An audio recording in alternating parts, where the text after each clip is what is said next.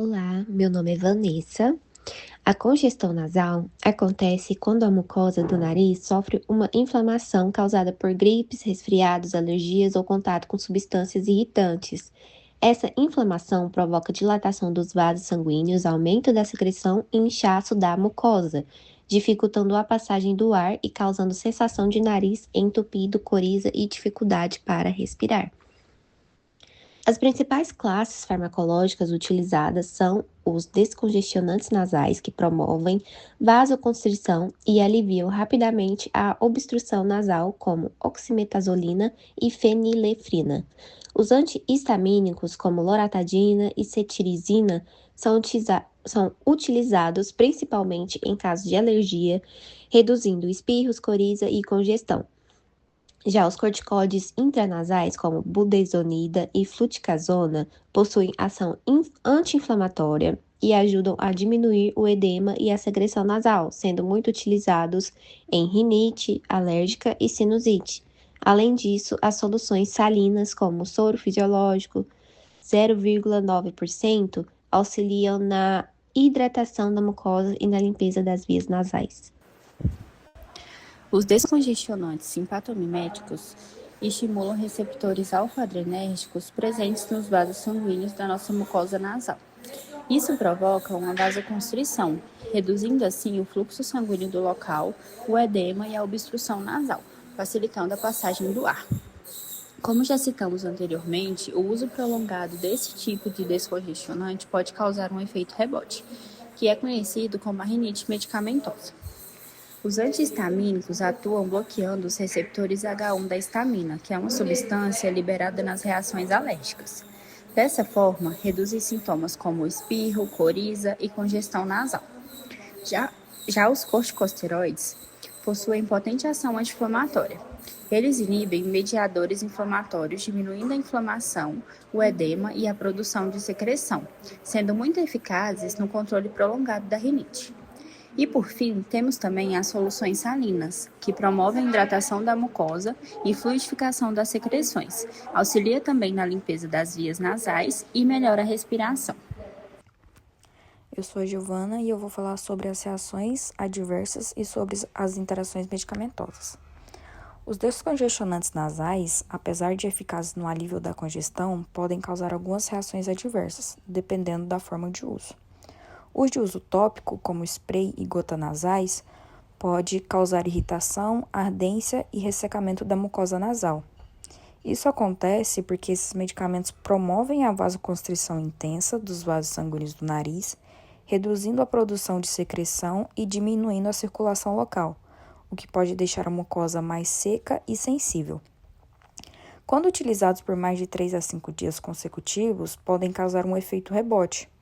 Nesse caso, o nariz ele volta a ficar congestionado após o término do efeito do medicamento, levando ao paciente a usar o produto frequentemente e criando um ciclo de dependência nasal. Já os descongestionantes sistêmicos, administrados por via oral, podem causar um efeito no organismo todo, pois eles estimulam os receptores adrenérgicos do sistema nervoso simpático. Entre as principais reações estão a taquicardia e a hipertensão, devido ao aumento da frequência cardíaca e da vasoconstrição dos vasos sanguíneos. Além disso, podem provocar insônia e ansiedade, porque eles estimulam o sistema nervoso central, deixando o paciente mais agitado e com dificuldades para relaxar ou para dormir. Esses efeitos eles são mais preocupantes em pessoas com hipertensão, doenças cardíacas, ansiedades ou distúrbio do sono. As interações medicamentosas dos descongestionantes nasais podem causar efeitos importantes no organismo. Uma dessas é a associação entre os descongestionantes e os inibidores da monoaminoxidase, que são os medicamentos utilizados no tratamento da depressão. Como ambos aumentam a ação da noradrenalina, essa combinação pode provocar uma estimulação excessiva do sistema nervoso simpático, levando ao aumento intenso da pressão arterial, taquicardia e até a crises hipertensivas. Outra interação relevante acontece entre a pseudoefedrina e os antihipertensivos. A pseudoefedrina ela promove a vasoconstrição para reduzir o inchaço da mucosa nasal, Só que esse efeito ele pode elevar a pressão arterial e diminuir a eficácia dos medicamentos usados para controlar a hipertensão. Além disso, os antihistamínicos, principalmente os de primeira geração, quando associados ao álcool, potencializam a depressão do sistema nervoso central, causando maior sonolência, tontura, redução dos reflexos e prejuízo da coordenação motora, além de aumentar os riscos de acidentes e de sedação intensa. Olá, meu nome é Luiz Felipe e eu falarei sobre os efeitos farmacocinéticos importantes dos congestionantes nasais. Absorção e início da ação. Quando falamos da via tópica nasal, a absorção ocorre diretamente pela mucosa. A grande vantagem aqui é a velocidade. O efeito é extremamente rápido, ocorrendo em questão de segundo a poucos minutos. Já na via sistêmica, ou seja, pela administração oral, a absorção acontece pelo tratamento gastrointestinal, o que torna o início do efeito mais longo quando comparando ao uso local. A distribuição. Na distribuição tópica, se utiliza corretamente a ação predominantemente no local, com baixa absorção sistêmica.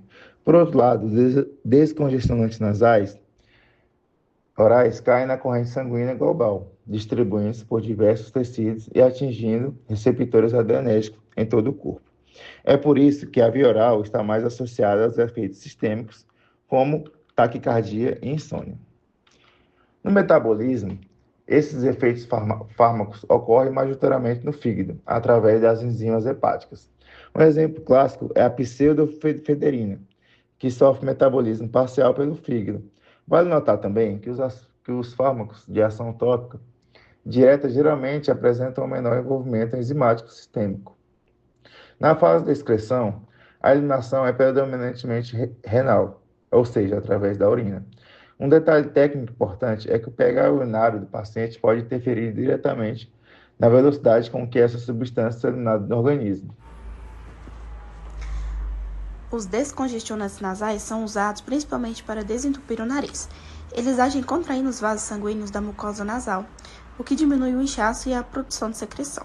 A passagem de ar melhora e a pessoa consegue respirar melhor, utilizando esses descongestionantes nasais. São muito usados em casos de resfriado comum, rinite alérgica e sinusite.